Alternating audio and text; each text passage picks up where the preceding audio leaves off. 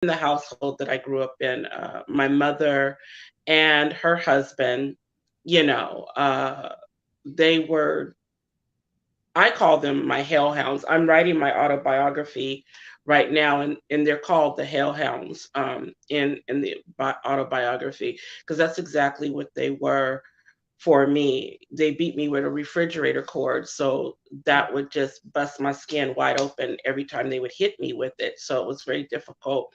And I grew up in an occult religion, so I didn't know anything about outside society except that all the people in outside society were evil. They were the bad people, and we were the ones that were going to go to heaven, and God loved us, and everybody else, if they didn't turn to our religion, they were going to go to hell. So, Wow. And that's with how that you were being, raised. yes, yes, up until 12 years old when I finally ran away for the third time, and the police and fire department and everybody took me seriously. But of course, in 1985, child abuse was not on the forefront. I often talk about a movie that I saw when I was about 9 years old, and it was with Farrah Fawcett, called The Burning Bed. That started to bring domestic violence more further. And at 9 years old, when I was watching The Burning Bed late at night, what I thought when I was watching her character was, although she was a full grown woman, she was being beaten too. And the way the movie was showing it, that was wrong. Mm. And I began to really realize that I should not be treated like this. This is not how I should be treated either. But again, I didn't really know much about the world outside of our home and our church, but I did know enough to run away. I ran away twice before the third time, but the police just, called my mom to come and get me, and that made it worse because, Yeah. unbeknownst to They were them, mad at you probably. for running Oh, away. very much so. And for telling on them. So anyway, that was a lot of what my childhood was like up until 12 years old. And then when I did run away at 12, and they did see that I was telling the absolute truth, then that began my years of being what is called a ward of the court. I lived in a receiving home, then an orphanage, then a group home, then numerous foster homes. And so from 12 to 14, which is just 2 years, I had been awarded the court, and then at 14 found myself pregnant with my oldest daughter.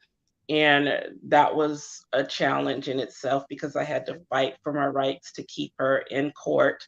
They were wanting me to terminate, and I didn't want to. And I'm glad I didn't, because she's absolutely amazing. She's 34 years old now. It's crazy. I can't even believe that. So, in all of that was rooted poverty, nevertheless, definitely poverty, was definitely there. And with poverty being there, that was all I knew to give my children too, was poverty. And I didn't like that. I didn't like it at all. I didn't like it for myself, and I didn't like it for my children. But the whole issue is, at street level bureaucracy back then, you go to the Department of Health and Social Services, and they only see you as that. They only see you as poor.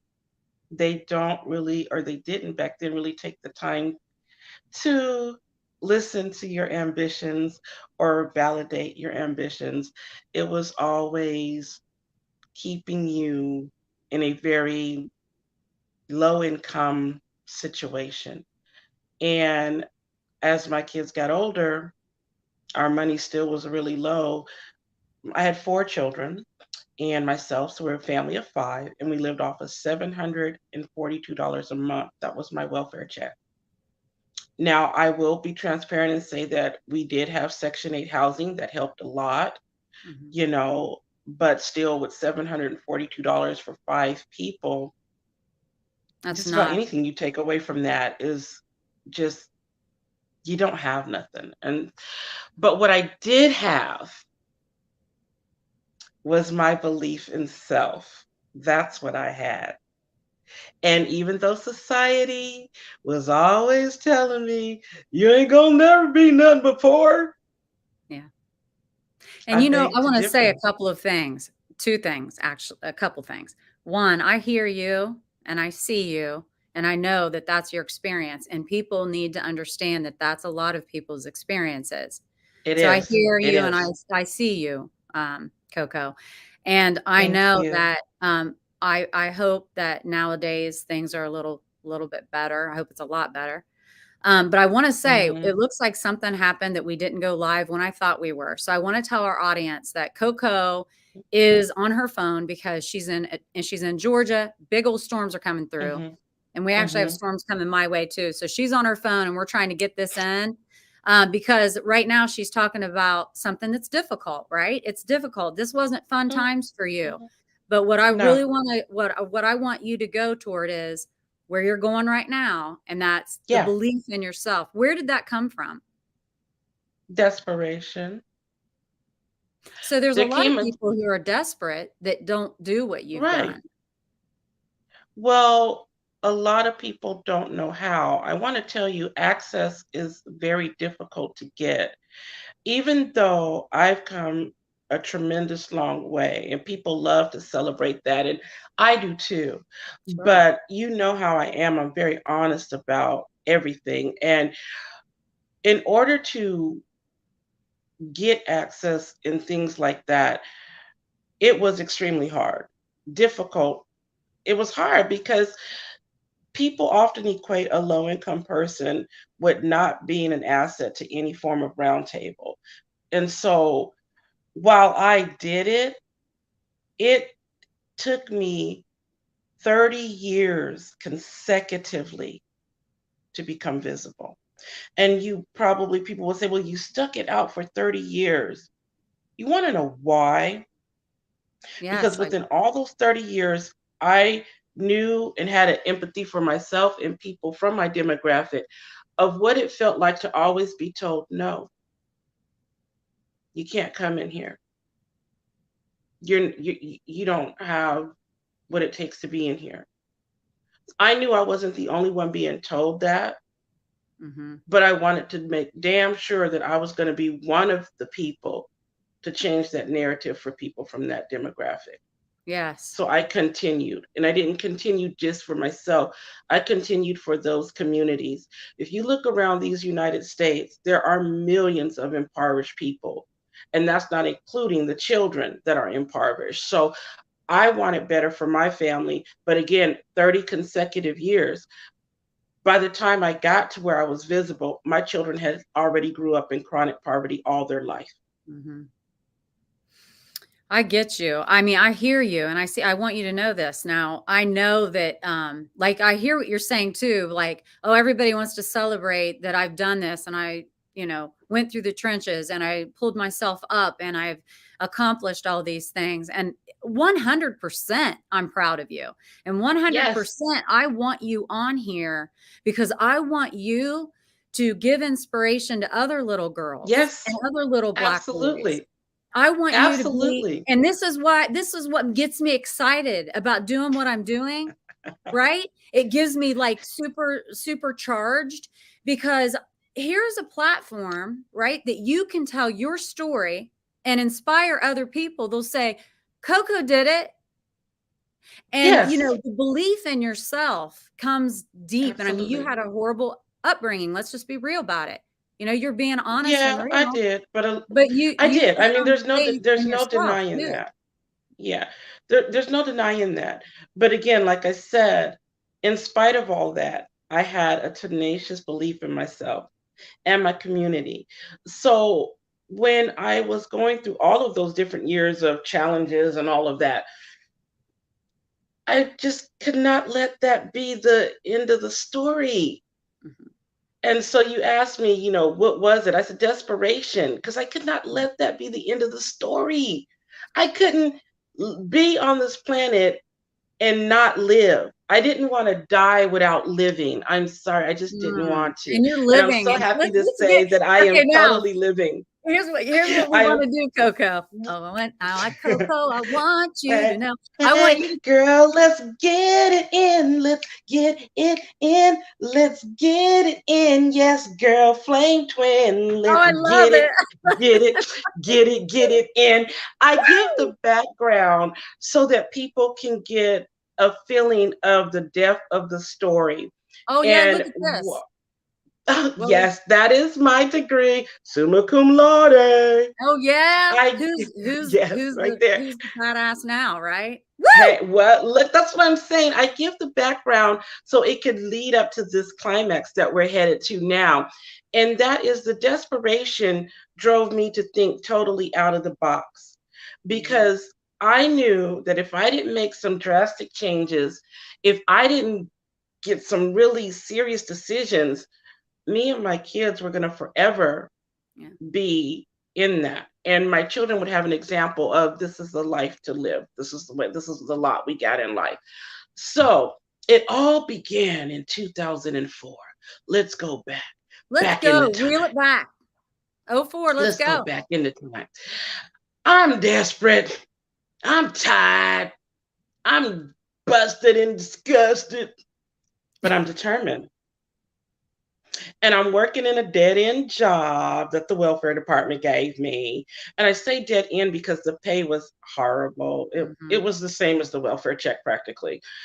But I was working in a childcare center and I was tormented because I was taking better care of other people's children than my own. When people would drop their children off at the daycare center, those kids were guaranteed to have circle time. They were guaranteed to have art time. They were guaranteed to have block time, dress up time, outside time, and they were guaranteed to have my attention. Mm. And so you thought, listen, I want to do something where I can give my time to my own kids. Exactly. Totally. That was definitely a passion of mine. So one day while I'm in the daycare, 2004, the children are sleeping, and I've got a pile of magazines because I'm pulling out pages for those little darlings to glue on a paper plate and take it home as abstract art and put it on the refrigerator. Okay. Yeah.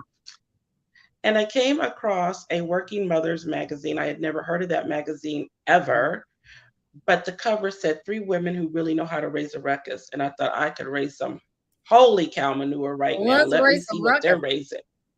So I read all three women's articles, but one lady stood out, and her Mm. name was Dina Dwyer Owens. And she stood out because she was the CEO of the Dwyer Group in Waco, Texas. In other words, she owned all the franchises for, oh my God, so many, for Roto Rooter, Mr. Electric, The Window Doctor, and she has the franchise for Molly Maid and all of these things, all of these companies. But she was concerned about women who were working very hard to survive. And then she mentioned women on welfare. I couldn't believe what I was reading because I had never seen anyone mention women on welfare ever. So I did what I considered to be the upright thing, the moral right thing, the thing that was very important for me. I stole that magazine. Well, took yeah, it home, I got to took read it this home, again. took it home, and I dialed 411, which was information, and I got the physical address to her company and their phone number, and I wrote her a letter. Oh, CoCo, that's And I awesome. told her about myself and my children, and that although we were impoverished, that's not where I wanted us to stay. And I told her, I see that you care about women on welfare. I'm a woman on welfare. Will you please help me? Well, I'm very happy to say that she read my letter, had her executive secretary call me to inform me that she read my letter, and that was the beginning of my life changing. She flew me out 2.5 months later as an honorary guest to her monthly franchise board meeting, put me in the Hilton, and I began to see possibility. She asked me, did I have a community college where I lived? I told her, yes, I do. She told me, I want you to take a public speaking class. You articulate so well. I said, what is articulate? Because you see, honey, I'm from the hood. We don't talk like that. Who are Articulate. you, lady? What that Articulate. mean? Okay. And she explained to me what it meant. And she explained to me what a Pell Grant was and a FAFSA form and all of those Mhm. things. And I came back and I signed up for school. And I took a public speaking class like she told me, and I got a B. And I was Wow. so excited because I took the GED test 5 times. It took me 2 years to pass it 5 times before I passed it. So to get a B on my first college course was exciting to me. Yeah. But here's the epic part. She was tracking my grades and everything, and I showed her that I got a B, and I was so happy, and she was so proud of me. And she said, "Now run with it." And I did. So, to make a tremendously long story short, and to encourage those out there that come from my background, and even those that come from top 1% or an upper echelon background who don't always believe in their capabilities or that they're being true to themselves and to the people in the demographics that they serve, keep going. Oh, I got a B, and I went on to get a work study job at that campus, which then led me to an internship in a senatorial office, which then led me to one of the most prestigious think tanks in the United States, Brookings Institution, which I'm an alumna of, which led me to transfer to university, which you guys saw the degree there, which led me to graduate Summa Cum Laude in public administration, which led me to go on to serve in a congressional office on Capitol Hill in Rayburn Building. Yes, and I just got that award that you guys just showed. I yeah. got that 3 weeks ago. That is the That, Outstanding Alumni Award from that community college that Dina told me to go get a public speaking class in that I got to be. 3 weeks ago, I was honored with that, the Outstanding Alumni Award.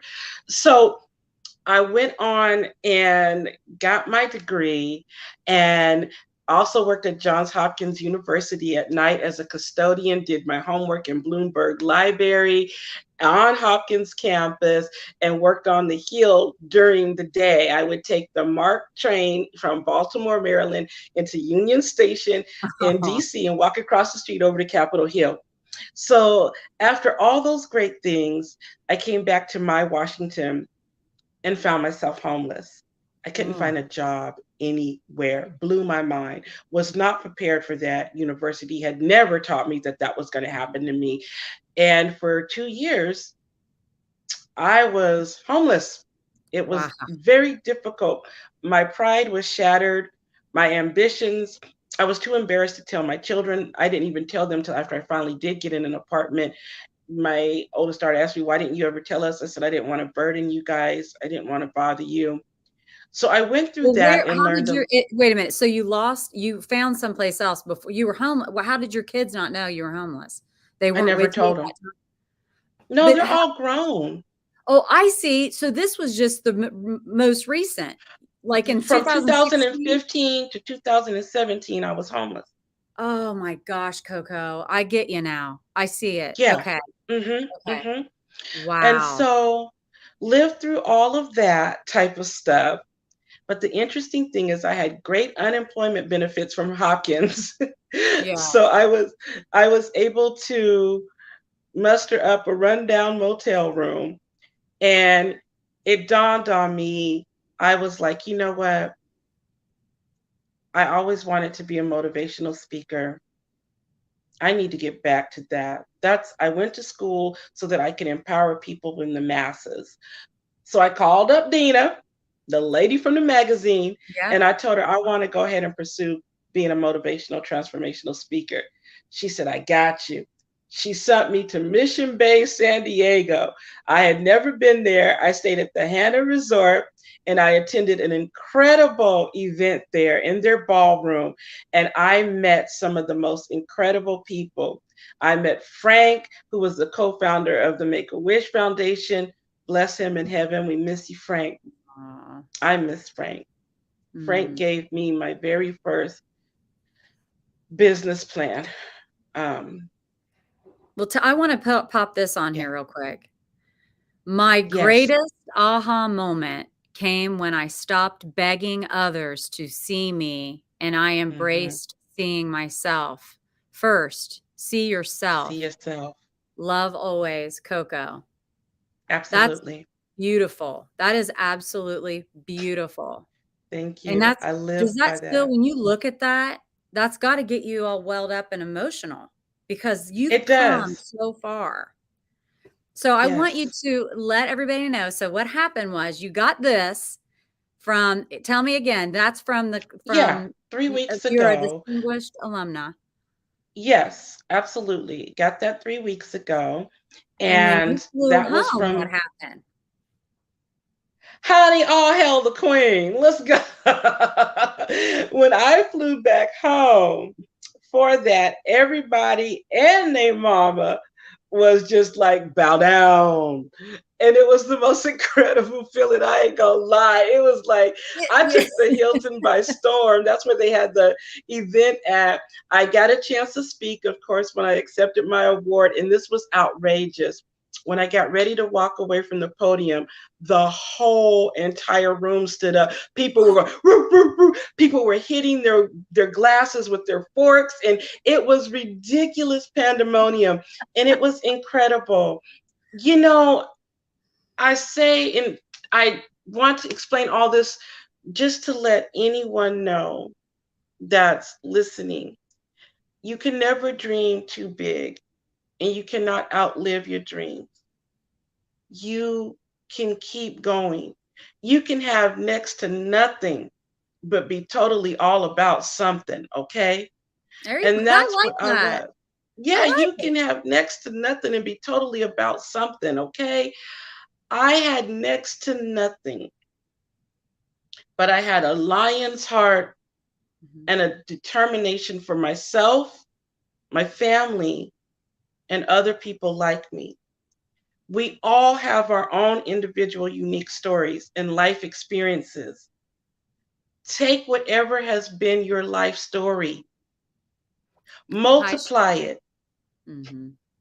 and realize that you very well may be the one person that can go and change that narrative for an untapped market. See, I come from an untapped market, Mhm. okay? But it is my responsibility to go and tap that market because I speak I the love that. language of that. Thank And you. also CoCo, she's on her phone because storms are coming and we're kind of, when I Yes, try to talk, I'm on a delay. But what I want to say to you is just like you read that, you happened upon that article in that magazine, that one yes, person made a huge difference in your yes, life. And you are yes. one person, but you're making a That's huge right. difference in people's lives as well. But That's right. That's right. I'm also thinking about this. You just recently, didn't you? I think I'm remembering correctly, got like your dream job. Hi, yes, Can I get yes. I an am amen? one. Can I get an amen? Whoop, whoop. Let's get it in. Yes. Oh my God. Yeah. Oh, stop. Oh my God. Yes. Yes, I did. And I started on Monday. And I am Oh, one of the new. Yeah. So I'm didn't know three you had a days in job. now. Yes. Awesome. Yes. So I'm 3 days in Well, now. tell us And all about it. I am. Let's go. I am an academic coach for Capella University. Oh, I'm loving it. Loving it. And I love it because I love coaching people. I'm a certified women's empowerment coach as it is. So this was just, it was brilliant, is what it was. And guess what? What? They told me I mainly got the position because of my life story and what I was able to do with my life. So again, even Mhm. if you next to nothing, remember that you are totally about something and you can go and carve your life. But with that, I must always mention we need support systems. We need people. So go and find your support systems. They're out there. I went and found mine. And I live to be a support system for people as well. So, definitely, this is my dream job. It gives me a salary Yeah, there that you go. is nice, A little okay?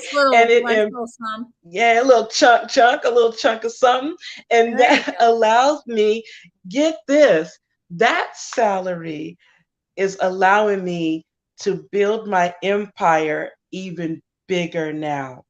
So Oh from gosh. And welfare to the White House is now going to be even more impactful for people because I can afford my dream. you can So afford there your we go. dream and you can help I can other afford people my dream. follow theirs. It's an amazing That's thing. You've right. been in like multiple magazines. You've written your own book. Yes. Hold that book up. Yes. Do you Let have me that hold book it up. with you? I got it. I don't know if I can And get the it. only way someone can get this book is through you. Is that correct? Yep. Through my website. Through your My website. website is the same thing from welfare to my website Oh, is the okay. same title from welfare to the whitehouse.com. Well, that's great. And I don't know how much more time we have, but I do want to read something from this book. Read it, girl. We got Is that time. okay? All Read it. right. So this is kind of in the middle of the book, but the title of this little chapter right here is Did I Actually Hate Me? Mm. The beautiful people on TV didn't know me, and chances were that they never would.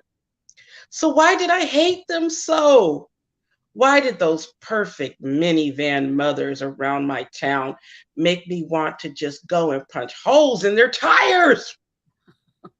Why did I simply hate the happiness of others?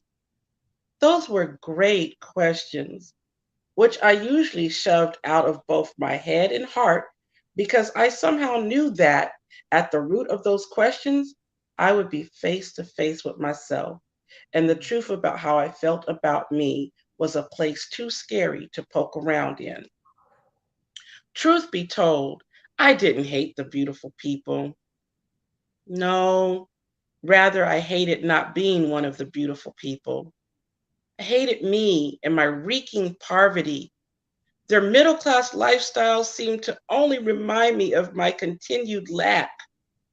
And I felt as if they all judged me by my have notness. Mm.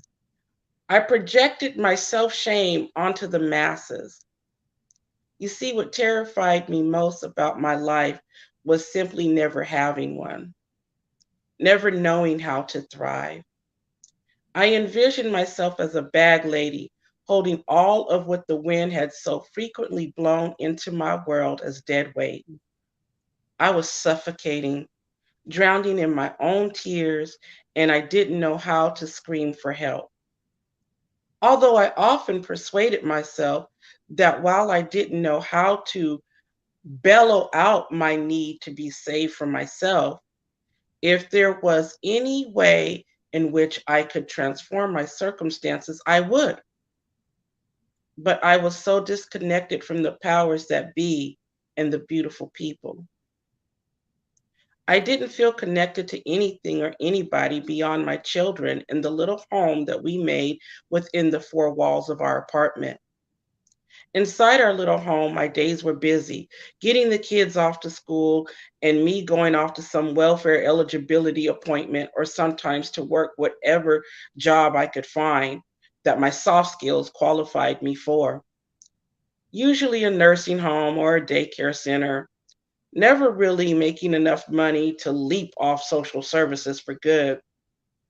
The particular thing is, I recall many a evening in our home when those food stamps afforded me and my children a fun filled game night of Monopoly and candy. We would go to the big grocery store and buy bulk candy, and that would be our gambling habit, our vice, if you will. Oh. While we didn't have the what the beautiful people had, we each had a roll of the dice. We sure knew how to let it ride. Oh. If I had the power to change one thing, in a way, it is comical to imagine me and my children with all that Monopoly play money and hear them argue with each other over who will get to be the banker. Within our intimate land of Monopoly make believe, we could become rich. Imagine that. My kids, they were my real life beautiful people.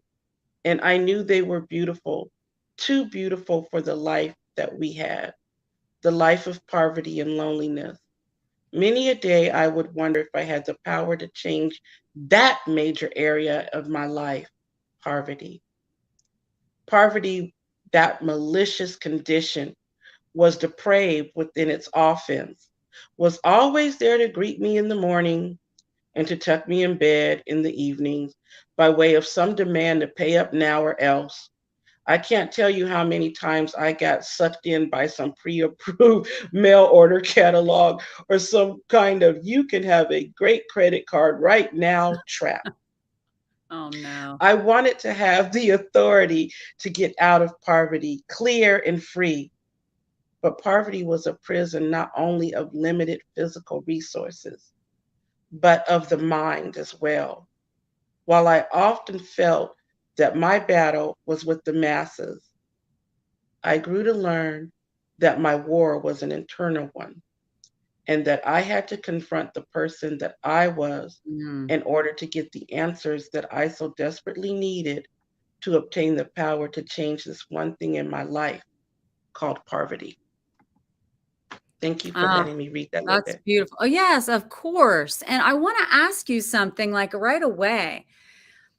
Cosette, my CoCo, Hey, the beautiful people that you mentioned and yes. the moms and the minivans and all that.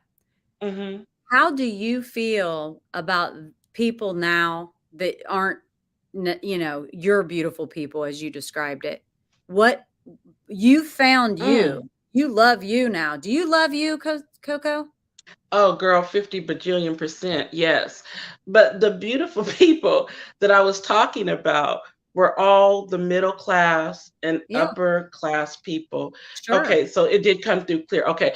And I found them to be beautiful because they were, on commercials and anything you saw, their glitz and glamour and beauty, from me being a little girl watching Robin Leach with Lifestyles of the Rich and Famous, Oh, yeah. they had everything and they were Mhm. beautiful.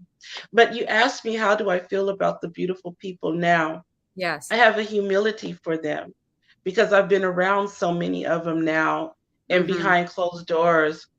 I've been around with a lot of them behind closed doors and grew to realize that no matter how much they wear an outside exterior, they all have their own issues too.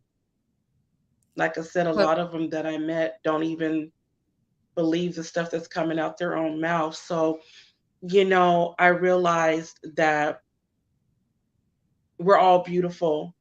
We're all beautiful in our own unique way. But our power really lies in understanding that and understanding that we have an absolute opportunity to share our beauty with the world. And yes, that takes courage. And yes, that takes determination. But what the heck else you got to do with your life? What is it? Tell me. What we got? Come on, people. I Nothing. but the thing is that Nothing. nothing. And the thing is, like, I did a presentation today about basically loving yourself. And it's Yes. really difficult to love others if you don't love yourself. You can't give a lot of love True. if you don't love yourself. Do you agree with that? Yes, I do. What you can give or try to get when you don't love yourself is a whole lot of acceptance from other people. And that don't help either. No, that's just bad news bears all around. Yeah, so, we have to be able to find whatever it is that works for us to love ourselves. But again, I'm going to say support systems. I Mhm. did a lot of my work by myself because it took so long for people to take me seriously. But when Mhm. I did get support systems, I had Dina, wonderful Dina. She was my very first support system. Yeah. When I did get support systems, I held on to them. And I knew I had an obligation to myself and those individuals to make good on my destiny. And it's coming into fruition now. It's coming very fast and very, very automatic. And I'm starting to reap the benefits. But we need each other. We need to be able to Oh, be we're not available for meant to one walk another. this earth alone, are we? We're Mm-mm, meant to do this as a no. team and be together. Lynn, can you Hmm. pop up Scott Jones's comment for CoCo? Um, yeah, he said our lives are full of aha moments, but few follow through. You are an inspiration and a blessing to us all. That's from Scott Jones. Oh, Scott, thank you, Scott Jones. Thank you Yes. so much. Oh my Yes. God. I ask this question every once in a while to people. I think I know what you're going to say, because your situation on what do you think holds people back from finding it, finding it. In your Mhm. case, you have found your way out of poverty. Yes. You're continuing on this road to success and happiness. Yes. And About to get my master's and PhD in higher oh, educational leadership and administration, mind you. Just wanted to throw raise that the in there. roof. I love that. What in general? So I get it, because your upbringing, and you were in foster care, and you're all of Mm. these things. In general, what do you think holds people back from finding it? Fear. Yeah. Fear of rejection. Yeah. Did you have fear, or did you just pummel through the fear and go for it? No, I had a lot of fear You did. because society was always telling me what I could have Well, and who what I has been couldn't the have. most influential person in your life? Is it your mentor that gave you your first opportunity? Did you say Dina, or what's her name? Dina was very, very influential in my life. If I had to think of the most influential person in my life, I used to name off people, but as time goes on and we get more mature, we start to think a little different. Mm. My Mhm. grandmother I agree with definitely, that. Hey, you know what? When we yeah. get a little older, I say CoCo 5.0. I read that, and that made Hey, me let's giggle. go. Let's go. Let's That go. she's gonna celebrate a big birthday in November. Yes, I will be 50 years young in November 5.0. You better CoCo believe it. 5.0. That should be a Yes, hashtag. that's my campaign for 2022, CoCo I love it. 5.0. And to kind of close it down, just because I know storms are brewing in Georgia, Yeah, it's and getting you're on darker your and cell it's phone getting holding ugly it out like there. a champ.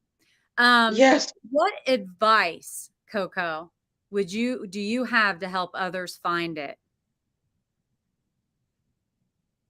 know that you're worth it. Oh, it's so Please true. know that you're worth it.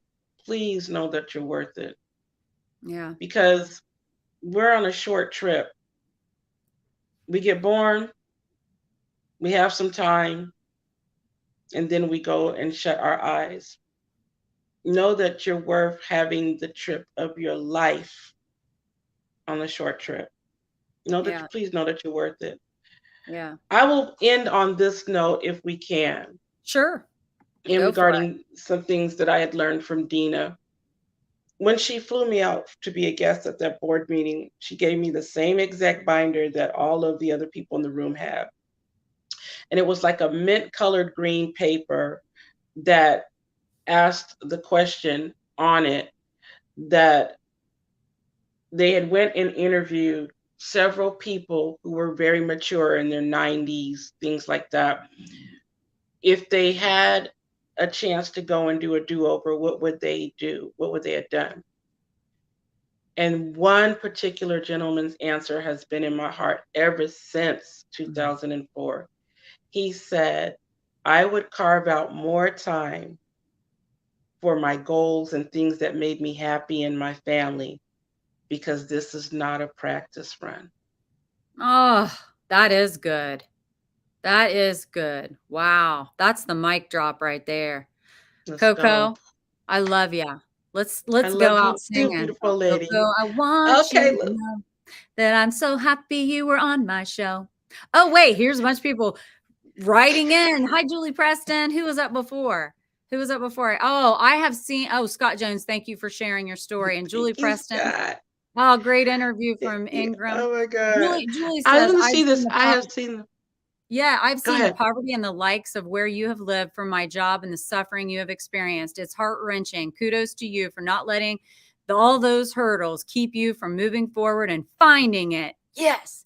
You give Oh, others yeah. hope. Keep on keeping on. Amen. Yes. Thank you, Oh, Julie. thank you, Julie. Thank you. Yeah. Oh my So gosh, we're it's going to go so out singing. amazing. Listen, I want to give everybody Yes. an announcement. Every Wednesday night at 8 p.m. Eastern. Oh. You can come see us. Have a new guest on every week. We'll have to have CoCo on again later, see what she's up to when she gets all settled in her new career. And much love to you, my sister. Hey, I girl. love you. I've Yes. appreciated getting to know you and all of our little singing to each other on Girl, Messenger. look. Thank you for having me on your show. You know, I just came by to let you know how cool you are, how amazing you are. Oh, and here comes Lynn too. We're rocking it out. We're rocking it out. We're rocking it out. And goodbye to you. Oh, yeah. We're in it. We're in it to win I it. just want to say we had a problem at the beginning of the show and that intro was missed. I don't want that to be forgotten. So our outro today is in honor of you first, and then we're going. Her intro is coming in, and then we'll do our outro. Yeah, so whenever you're ready, let's take it away and show Cosette again. Hey. So here we go. We'll be right back after this.